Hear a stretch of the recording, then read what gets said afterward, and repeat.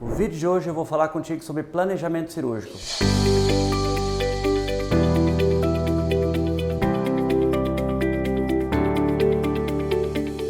Planejamento cirúrgico. Deixa eu te explicar assim, o que me motivou de fazer esse vídeo são as constantes perguntas que as pessoas me fazem, tanto no consultório como nas mídias sociais, sobre o planejamento da cirurgia, como é que é feito isso. Então eu resolvi te mostrar como é que é o meu método de trabalho em relação a esse detalhe, sobre o planejamento da cirurgia.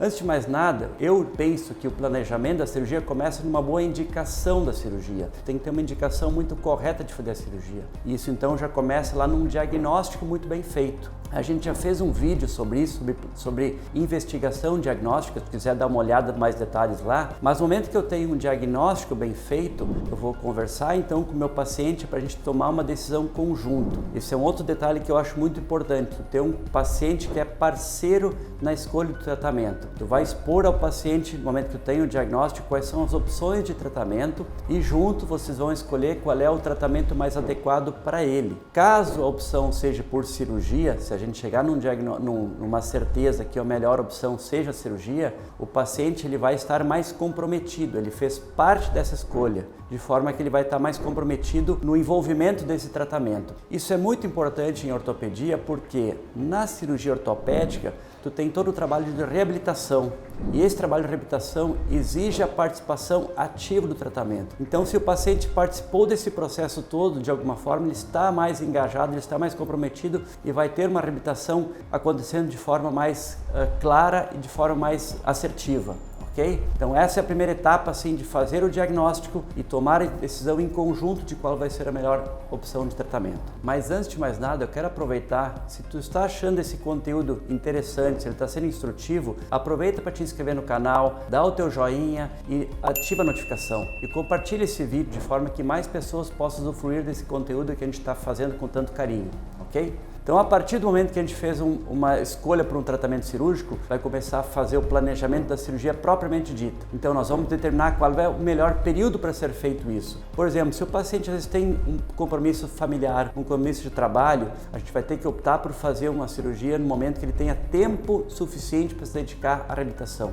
Eu já expliquei que é muito importante a reabilitação no tratamento ortopédico. Depois, a gente tem que entender que o paciente não vai operar um membro, ele vai operar um organismo todo. Por exemplo, se eu tenho um paciente que tem uma artrose de quadril, que a gente optou por fazer uma prótese, né? Eu não vou operar um quadril, vou operar uma pessoa. Então eu preciso fazer uma avaliação clínica de toda a condição clínica geral desse paciente para poder fazer a cirurgia com o menor risco possível. Então a gente sugere que o paciente procure seu médico de confiança, seu clínico, seu cardiologista. Esse colega então vai fazer um score de riscos, vai minimizar os riscos. Quando esse score estiver pronto, ele faz um relatório em relação a isso e o paciente vai então marcar uma entrevista, uma consulta com o anestesista. Com o anestesista ele vai fazer o planejamento anestésico do procedimento dele, ao mesmo tempo que ele vai poder tirar as suas dúvidas quanto à anestesia. Então isso vai ser feito o planejamento da parte clínica dele. Em relação ao procedimento ortopédico, né, o meu planejamento então já começou quando a gente fez a primeira entrevista com o paciente sobre a queixa dele, as alterações que ele tem no exame físico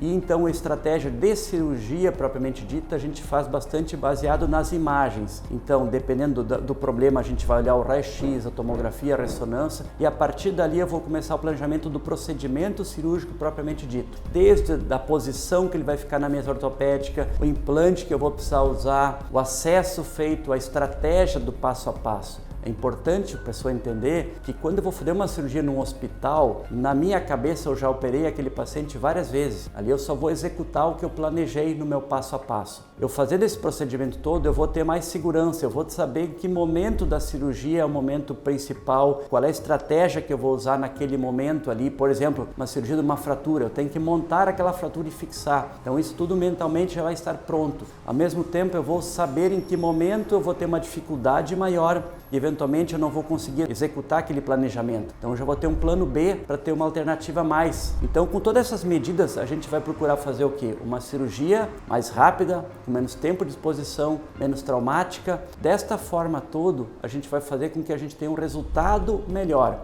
E como eu falei desde o início, o paciente engajado nisso aí, ele vai ter a sua função depois de participar na parte de reabilitação. Então isso eu queria passar para vocês assim, qual é a minha metodologia, qual é o meu método método do planejamento cirúrgico, que eu considero muito importante essa participação do paciente, não é uma coisa imposta, ela é construída em conjunto e vai resultar num resultado final melhor para todo mundo, ok? Essa era a minha mensagem de hoje, explicar meu passo a passo do planejamento cirúrgico. Espero que tenha sido útil para ti esse vídeo e eu sou Robert Wagner do Simplificando Ortopedia, te aguardo no próximo vídeo.